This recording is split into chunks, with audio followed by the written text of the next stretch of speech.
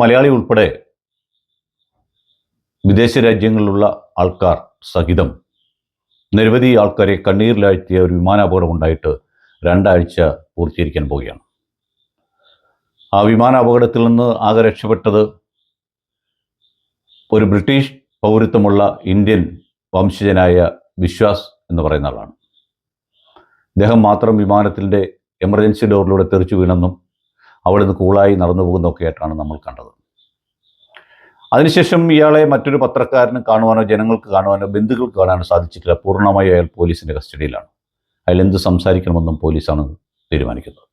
കഴിഞ്ഞ ദിവസം അദ്ദേഹത്തോടൊപ്പം യാത്ര ചെയ്തിരുന്ന അദ്ദേഹത്തിൻ്റെ സഹോദരൻ്റെ മരണാനന്തര ചടങ്ങിൽ അയാൾ പങ്കെടുത്തിരുന്നു എന്നാണ് ഇപ്പോൾ അറിയാൻ സാധിക്കുന്നത്. ഈ വിമാനം നിർമ്മിച്ചത് ബോയിങ് എന്ന് പറയുന്ന അമേരിക്കൻ കമ്പനിയാണ്. ലോകത്ത് 2 സ്ഥലങ്ങളിൽ മാത്രമേ 2 രാജ്യങ്ങളിൽ മാത്രമേ വിമാനങ്ങൾ നിർമ്മിക്കുന്നുള്ളൂ. അത്യാധുനിക രീതിയിലുള്ള വിമാനങ്ങൾക്ക് വേണ്ടി നമ്മുടെ എയർ ഇന്ത്യ ഉൾപ്പെടെയുള്ള സ്ഥാപനങ്ങൾ ഇവിടെ കൊട്ടേഷൻ കൊടുത്തിട്ട് ഓർഡർ കൊടുത്തിട്ട് വർഷങ്ങളായി. 500ഉം 250ഉം ഒക്കെ വിമാനങ്ങൾക്ക് വേണ്ടിയാണ് ഓർഡർ നൽകിയിരിക്കുന്നത്. നാളിതുവരെ അത് ലഭിച്ചിട്ടില്ല എന്നുള്ളതാണ് സത്യം. ലോകത്തുള്ള എല്ലാം നിർമ്മിക്കുകയും എല്ലാത്തിൻ്റെയും ഡ്യൂപ്ലിക്കേറ്റ് ഇറക്കുകയും ചെയ്യുന്ന ചൈനയ്ക്ക് പോലും ഇന്നുവരെ ഒരു വിമാനം നിർമ്മിക്കാൻ സാധിച്ചിട്ടില്ല. വിദേശത്തേക്ക് ധാരാളം ആൾക്കാർ പോകുന്നുണ്ട് എങ്കിൽ പോലും അവിടെ നിന്ന് പല കാര്യങ്ങളും പഠിക്കുന്നുണ്ടെങ്കിൽ പോലും നമ്മുടെ രാജ്യത്തിനും സ്വന്തമായൊരു വിമാനം നിർമ്മിക്കുവാൻ ഇതുവരെ സാധിച്ചിട്ടില്ല എന്നുള്ളതാണ് സത്യം. നമ്മുടെ പുരാണങ്ങളിലൊക്കെ നമ്മൾ വിമാനം നിർമ്മിച്ചിട്ടുണ്ട്. പക്ഷേ യാഥാർത്ഥ്യമായൊരു വിമാനം നിർമ്മിക്കാൻ നമുക്കിതുവരെ സാധിച്ചിട്ടില്ല. ഈ വിമാനം നിർമ്മിച്ചത് ബോയിങ് എന്ന് പറയുന്ന അമേരിക്കൻ കമ്പനി ആയതുകൊണ്ടും ഈ കമ്പനി നിർമ്മിച്ച വിമാനത്തിൻ്റെ അപാകത കൊണ്ടാണ് ഈ പറഞ്ഞ അപകടമുണ്ടായത് എന്ന് അറിയാതിരിക്കാൻ വേണ്ടിയാണോ എന്നറിയില്ല, അമേരിക്ക ഒപ്പം ബ്രിട്ടനും ഈ അപകടത്തിനെ പറ്റി അവരുടെ ഏവിയേഷൻ വിഭാഗം ഇവിടെ അന്വേഷണം നടത്തുന്നു. നമ്മുടെ പോലീസും മറ്റുള്ള ഏജൻസികളും ഇവിടെ അന്വേഷണം നടത്തിക്കൊണ്ടിരിക്കുകയാണ്. അപ്പോൾ അങ്ങനെ എല്ലാവരും തിരക്കി അപകടമുണ്ടായ സമയത്ത് എല്ലാവരും ചോദിച്ച ഇതിൻ്റെ സത്യസന്ധമായ കാര്യങ്ങൾ അറിയാൻ വേണ്ടി എല്ലാവരും ആവശ്യപ്പെടുന്നതും കണ്ടെത്താൻ ശ്രമിക്കുന്നതുമായ ഒരു സാധനമാണ് ബ്ലാക്ക് ബോക്സ്. ഞാൻ നേരത്തെ ഒരു വീഡിയോയിൽ സൂചിപ്പിച്ച പോലെ ഓറഞ്ച് നിറത്തിലുള്ളതാണ്. എന്ത് അപകടം ഉണ്ടായാലും ഇത് കണ്ടെത്താൻ വേണ്ടിയാണ് ഇതിന് ഈ നിറം കൊടുത്തിരിക്കുന്നത്.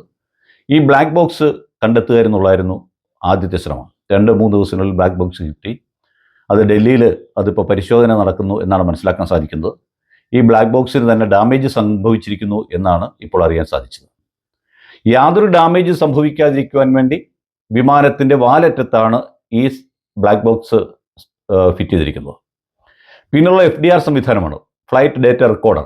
2 മണിക്കൂർ മുമ്പ് വരെ ഈ ഫ്ലൈറ്റിലെ പൈലറ്റും കോ പൈലറ്റും അദ്ദേഹവും എയർഡ്രോമുമായി സംസാരിച്ച് ഉൾപ്പെടെയുള്ള ഡേറ്റയാണ് അവിടെ നിന്ന് ലഭിക്കുന്നത്. അത് 2 മണിക്കൂർ മാത്രമേ കിട്ടത്തുള്ളൂ. ബ്ലാക്ക് ബോക്സിൽ നിന്ന് കിട്ടുന്ന വിവരങ്ങൾ വെള്ളത്തിനടിയിലാണെങ്കിലും എവിടെയാണെങ്കിലും 30 ദിവസം, അപകടം സംഭവിച്ച് 30 ദിവസം വരെയേ കിട്ടത്തുള്ളൂ. അതിനുശേഷം അത് ഓട്ടോ ഡിലീറ്റ് ആവും. നമുക്ക് തന്നെ അറിയാം, നമ്മുടെ വീട്ടുകളിലെ DVR ഒക്കെ തന്നെ നമ്മൾ 15 ദിവസത്തേക്ക് 30 ദിവസത്തേക്കൊക്കെയാണ് ചെയ്യുന്നത്. കാരണം അതിൻ്റെ അത്രമാത്രം കപ്പാസിറ്റി അതിന് ഉണ്ടാക്കിയെടുക്കാൻ സാധിച്ചിട്ടുള്ളൂ. അല്ലെങ്കിൽ അതേ ചെയ്യാറുള്ളൂ. അല്ലെങ്കിൽ അതിൽ കൂടുതലേക്ക് പോകുമ്പോൾ അതിനനുസരിച്ച സാമ്പത്തികമായ ചെലവ് കൂടും. എന്നാൽ ഈ വിമാനത്തിൻ്റെ seat number A11 Vishwas Kumar എന്ന് പറയുന്ന ആൾ വളരെ സാഹസികമായോ എങ്ങനെയോ എമർജൻസി ഡോറിലൂടെ പുറത്തു വരികയും അതിനുശേഷം മൊബൈലിൽ സംസാരിച്ചുകൊണ്ട് പോകുന്നതാണ് നമ്മൾ കണ്ടത്. ഇവിടെ ഒരു സംശയമുള്ളത്, നമ്മുടെ നാട്ടിലുള്ള നിങ്ങൾക്കറിയാം, ജനങ്ങളെ കൊണ്ടുപോകുന്ന ബസ്സുകൾ, ഓട്ടോറിക്ഷകൾ, പിന്നെ ഈ ഇവിടെയാണെങ്കിൽ കോൺട്രാക്ട് കാര്യങ്ങളിൽ ഉൾപ്പെടെ, അതുകൂടാതെ ലോറി എല്ലാം തന്നെ ആദ്യത്തെ 10 വർഷം മാനുഫാക്ചർ ചെയ്ത് ആദ്യത്തെ 10 വർഷം 2 വർഷത്തിലൊരിക്കലും, പിന്നീട് വർഷവും അത് സർട്ടിഫിക്കറ്റ് ഓഫ് ഫിറ്റ്നസ്സിന് ബന്ധപ്പെട്ട അധികാരികളുടെ മുമ്പിൽ കൊണ്ടുപോകണം. ഈ വിമാനങ്ങളെല്ലാം തന്നെ ഓരോ യാത്ര കഴിഞ്ഞ് വരുമ്പോഴും ഫിറ്റ്നസ് ശ്രദ്ധിക്കേണ്ടത്. കൂടാതെ ഓരോ 2 മാസം കൂടിയിരിക്കുമ്പോൾ DGCA അനുമതിയോടുകൂടിയുള്ള സർട്ടിഫിക്കേഷൻ എന്ന് വേണം. ഇവിടെ ഈ പറയുന്ന എയർ ഇന്ത്യക്ക് DGCA ശരിയായ രീതിയിൽ വിമാനം കൈകാര്യം ചെയ്തതിനാൽ പല പ്രാവശ്യം നോട്ടീസ് നൽകിയിട്ടുണ്ട്. ഇതാണ് സത്യമായ ഒരു കാര്യം. അപ്പോൾ എന്തിനാണ് ഈ അമേരിക്ക ഇപ്പോൾ ഒന്ന് അന്വേഷണം നടത്തുന്നത്? ബ്ലാക്ക് ബോക്സ് അമേരിക്കയിലേക്കാണ് കൊണ്ടുപോകുന്നത് എന്ന് വെച്ചാൽ, ഈ വിമാനത്തിൻ്റെ നിർമ്മാണത്തിലോ മറ്റെന്തെങ്കിലും രീതിയിലോ, പണ്ട് തൊട്ടേ ഈ വിമാനത്തിൻ്റെ നിർമ്മാണത്തിൽ ഈ പറയുന്ന 787 എന്ന് പറയുന്ന വിമാനത്തിൻ്റെ നിർമ്മാണത്തിലെ അപാകതകളുണ്ടെന്ന് ലോകത്തെല്ലാവരും വിലയിരുത്തിയിട്ടുണ്ട്. അത് കണ്ടുപിടിക്കാതിരിക്കാൻ വേണ്ടിയാണ് ഈ പറഞ്ഞ രീതിയിൽ ഈ പറഞ്ഞ ബ്ലാക്ക് ബോക്സ് ഇപ്പോൾ അമേരിക്കയിലേക്ക് കൊണ്ടുപോകുന്നതെന്ന് ഒരു സാധാരണ ഇന്ത്യക്കാരൻ ചിന്തിച്ചാൽ, അല്ലെങ്കിൽ വിദേശത്തുള്ളൊരു ഇന്ത്യക്കാരൻ ചിന്തിച്ചാൽ അവരെ കുറ്റം പറയാൻ പറ്റുമോ? നമ്മുടെ ഭരണകർത്താക്കൾ നമ്മളോടൊപ്പമാണോ നിൽക്കുന്നത്, വിദേശ കമ്പനികളോടാണോ നിൽക്കുന്നത് എന്നാണ് നമ്മൾ ശ്രദ്ധിക്കേണ്ടത്. അപകടങ്ങൾ ഉണ്ടാകുമ്പോൾ എല്ലാവരും ഓടിയെത്തുകയും അതിനുവേണ്ട കാര്യങ്ങൾ ചെയ്യുകയും മാനുഷിക മൂല്യങ്ങളനുസരിച്ച് വേണ്ട കാര്യങ്ങളും ചെയ്യാറുണ്ട്. പക്ഷേ അപകട കാരണം എന്തുകൊണ്ട് ജനങ്ങളിൽ നിന്ന് മറച്ചു വയ്ക്കുന്നു എന്നുള്ളതാണ് നമുക്കറിയേണ്ടത്. കാരണം അതിൽ യാത്ര ചെയ്യേണ്ടത് ഇന്ന് ഞാനോ നാളെ നമ്മൾ ആരെങ്കിലുമൊക്കെ ആകാം. അപ്പം നമുക്കത് അറിയാനുള്ള ബാധ്യതയുണ്ട്. മറ്റൊരു സാധ്യതയിൽ ഒരു വിമാനം ഏറ്റവും കൂടുതൽ മൂക്കിടിച്ചായിരിക്കും ഏറ്റവും കൂടുതൽ അപകടം ഉണ്ടാകുന്നത്. ഇത് ഈ വിമാനത്തിൻ്റെ മുൻവശമാണ് ചെന്ന് ഇടിച്ചു നിന്നത്. അപ്പോൾ അങ്ങനെ തകർന്നു വീഴുമ്പോൾ സാധാരണഗതിയിൽ വിമാനാപകടത്തിൽപ്പെട്ടാൽ ആൾക്കാർ രക്ഷപ്പെടുക എന്നുള്ളത് വളരെ തുച്ഛമാണ്. അങ്ങനെയുള്ള സാഹചര്യത്തിൽ ഈ വിമാനത്തിന് എന്ത് സംഭവിച്ചു എന്ന് അറിയാനുള്ള ഒരു അവകാശം ഒരു ഇന്ത്യൻ പൗരനും ഇല്ലേ? അല്ലെങ്കിൽ ഈ ഉറ്റവരെ നഷ്ടപ്പെട്ട വീട്ടുകാർക്കില്ലേ?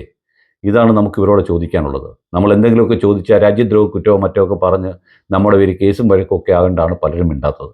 ഇത് പലരുടെ ഉള്ളിലുള്ള ചോദ്യമാണ്. എന്തിന് ഇങ്ങനെയുള്ള കാര്യങ്ങൾ മറച്ചു വെക്കുന്നു? ഒരു രാജ്യത്തെപ്പറ്റി, ആ രാജ്യത്തെ ജനങ്ങളുടെ ജീവനെപ്പറ്റി നമ്മളോട് പറയാനുള്ള ബാധ്യത നമ്മളാൽ തിരഞ്ഞെടുക്കപ്പെടുന്ന നമ്മുടെ സർക്കാരുകൾക്കില്ലേ? ചോദ്യങ്ങൾ ചോദിച്ചുകൊണ്ടേയിരിക്കും, ആരും കേൾക്കാനില്ല എന്നുള്ളത് മാത്രമാണ് സത്യം. ഒരു സൈഡിലൂടെ അവർ പറയുന്ന മാത്രം കേൾക്കുക, നമ്മുടെ ആകാശവാണിയെപ്പോലെ. ആകാശവാണി ഒന്നുമില്ലെങ്കിലും നമ്മളെ സംസ്കാര സമ്പന്നരാക്കുന്നുണ്ട് എന്ന് മാത്രമേ ഇത്തരുണത്തിൽ പറയാനുള്ളൂ. നന്ദി, നമസ്കാരം.